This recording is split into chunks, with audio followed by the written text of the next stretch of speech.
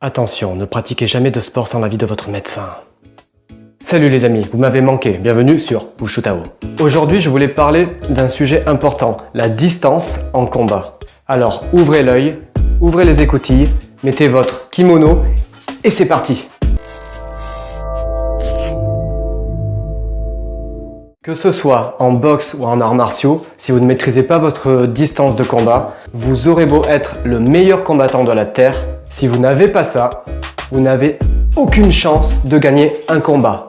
Du coup, aujourd'hui, je vais vous donner quelques astuces et quelques exercices pour pouvoir apprendre, connaître et anticiper la distance lorsque vous combattez. La distance de combat, c'est un élément essentiel qui doit devenir instinctif. Il faut savoir gérer sa distance pour pouvoir imposer une pression à son adversaire. Ok, une dernière chose, n'oubliez pas que la base, c'est pas les membres supérieurs, mais c'est bien les membres inférieurs par rapport à la position et votre posture que vous aurez sur vos jambes. Sachez, chers combattants, qu'il existe 3 zones de combat. La première, je la compte pas, c'est la kinésphère, c'est-à-dire votre espace vital. C'est tout simplement une zone invisible autour de vous où personne ne peut vous atteindre et indubitablement, vous ne pouvez atteindre personne, ce qui est logique. C'est votre zone de confort, c'est votre cocon, c'est votre chez vous et personne n'a le droit d'y rentrer si vous ne l'avez pas au préalablement invité, compris? Bref, ne laissez personne rentrer dans votre kinésphère sans votre accord, sinon ça va barder pour lui. Barder, jargon du grenier. On va donc voir en détail les 3 zones qui nous intéressent. Zone 1, c'est une zone de combat dite longue, c'est-à-dire qu'on peut avoir un contact avec son adversaire ou son partenaire uniquement avec les jambes. Ensuite, la zone 2, c'est la zone de distance courte, c'est-à-dire la distance des bras ou lorsqu'on utilise une arme courte comme un couteau par exemple. Et enfin la zone 3, c'est la zone de corps à corps, qui finit aussi très souvent en grappling. C'est bien beau tout ça, mais qu'est-ce qu'on fait de l'ODA? O-D-A. Votre temps de réaction. En effet, le temps de réaction est primordial. O pour observation, D pour prise de décision et A pour l'action. Ce temps-là varie entre les individus. Il peut être plus ou moins long, mais ça s'entraîne. Ça s'appelle les réflexes. Bon, maintenant, assez parlé et rentrons dans le vif du sujet.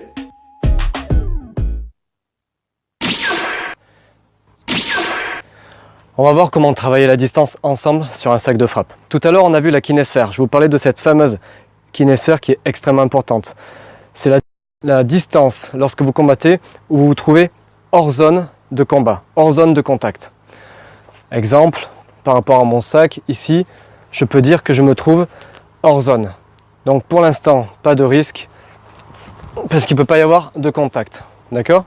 La plupart du temps, vous allez combattre, donc que ce soit pour une compétition ou en loisir, la majorité de votre combat va se passer en hors-zone. C'est-à-dire que vous allez vous déplacer, vous et votre adversaire, pour aller chercher une ouverture, pour pouvoir rentrer dans les zones de combat et ressortir après votre assaut, et vice-versa. Pour ce qui est de la distance des coups de pied, on va parler de zone 1. Vous rentrez en zone 1 lorsque vous pouvez avoir un contact avec votre adversaire avec les jambes. Ici, d'accord ? Ensuite, lorsqu'on se rapproche encore, on rentre dans la zone 2, la zone de poing. D'accord? Donc là, effectivement, distance de poing, tout le monde la connaît, surtout pour la boxe anglaise. Pas de problème là-dessus.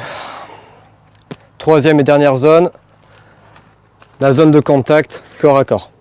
Où là, justement, si on parle de grappling, on va aller chercher un takedown, ici, ou alors que ce soit en muay thai, en boxe taille avec les coups de coude, coups de genou, etc. En anglaise avec des circulaires aux côtes. D'accord ? Et on va travailler comme ça au corps à corps. Là, on est en zone 3. C'est l'une des zones les plus dangereuses. Lorsque vous travaillez avec un partenaire ou avec votre sac, il faut que vous sachiez à tout moment dans quelle zone vous vous trouvez. Pour pouvoir les maîtriser il va falloir vous entraîner à les visualiser. Donc durant tout votre exercice, vous allez imaginer la couleur et le numéro par rapport à la zone dans laquelle vous vous trouvez. Simple.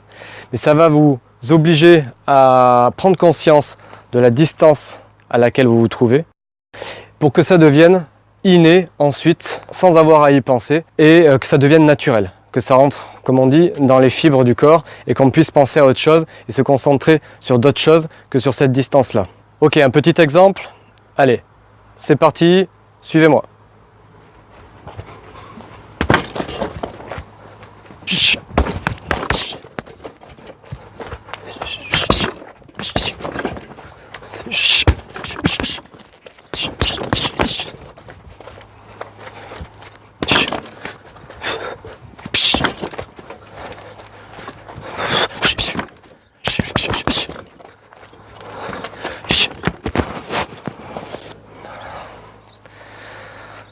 Parfait, vous avez compris le principe, c'est simple. Donc une chose extrêmement importante, c'est votre positionnement sur vos jambes et vos déplacements. En effet, si vous avez du mal à vous déplacer et que vous ne maîtrisez pas les déplacements, la personne en face va pouvoir jouer avec vous, rentrer dans vos différentes zones et prendre le dessus sur vous. Donc je vous conseille de faire énormément de cordes à sauter, faire des travails de déplacement qu'on verra dans une autre vidéo, toujours travailler dans la stabilité. Tout à l'heure, on parlait de ODA.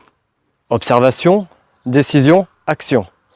En gros, c'est vos réflexes. Alors, c'est logique, plus vous êtes éloigné de votre partenaire ou de votre adversaire, et plus vous allez avoir le temps d'anticiper et de pouvoir faire une action adaptée à la situation que vous avez en face de vous. À l'inverse, plus on s'approche, plus le champ de vision rétrécit et plus l'ODA se raccourcit. Donc ça devient un petit peu plus difficile pour anticiper les mouvements et voir ce qui se passe. J'ai déjà vu de très très bons combattants en compétition qui perdaient des matchs, qui étaient plus forts techniquement, mais qui avaient une mauvaise gestion, une mauvaise stratégie de l'espace dans lequel il se trouvait pour affronter son adversaire. Donc c'est extrêmement important de travailler là-dessus. Bon, vous l'avez compris, le déplacement c'est un élément essentiel dans le combat. Si vous maîtrisez les déplacements, vous serez en mesure de pouvoir exercer une pression sur votre adversaire. C'est extrêmement important pour qu'il soit dérouté, pour qu'il puisse ne pas anticiper. Et c'est d'autant plus important si vous vous trouvez face à un adversaire qui est soit plus grand que vous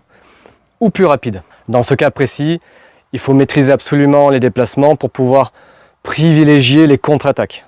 Maintenant, on retrouve exactement la même chose aussi dans le self-défense.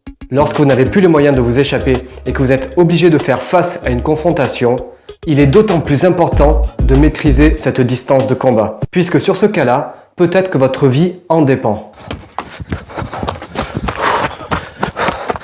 Lorsque vous êtes dans la rue face à un danger, la fuite est votre priorité. Courez le plus rapidement possible, vous mettre à l'abri. Appelez la police, recherchez un endroit fréquenté avec du monde et des caméras, comme une bouche de métro par exemple. À l'aide! Au secours! Aidez-moi!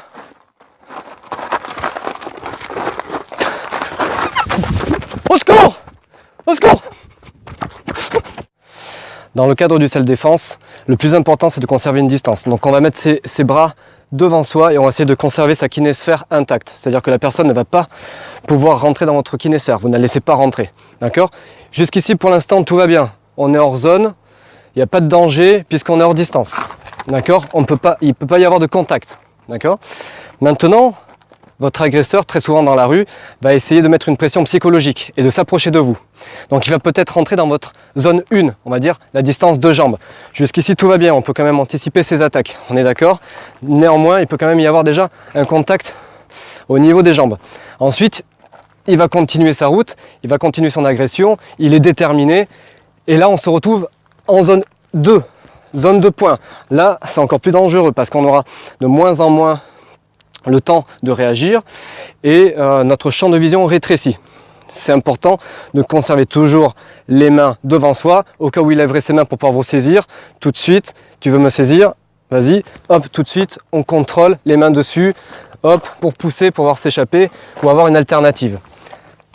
La distance la plus critique, c'est la zone 3. On est en distance de corps à corps, on est pris au pied du mur et là, on peut quasiment rien anticiper. On peut prendre par exemple un coup de boule, le classique qu'on retrouve très souvent dans toutes les embrouilles dans la rue, où il peut très bien aussi sortir une arme. J'ai pas de champ de vision nécessaire pour pouvoir réagir et l'accident arrive et c'est fini. Voilà pourquoi il est important de conserver votre kinésphère dans la rue. C'est très important. Il faut que vous soyez toujours à distance, la plus longue, la plus grande distance possible de votre agresseur si vous n'arrivez pas à fuir.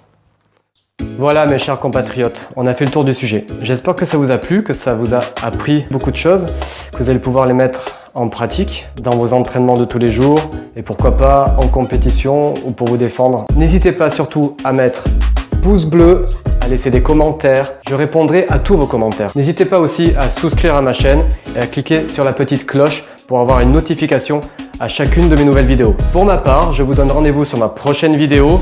D'ici là, je vous fais un énorme free hug et surtout, allez vous mettre en tenue, prenez une bouteille d'eau, une serviette, allez vous entraîner et c'est parti!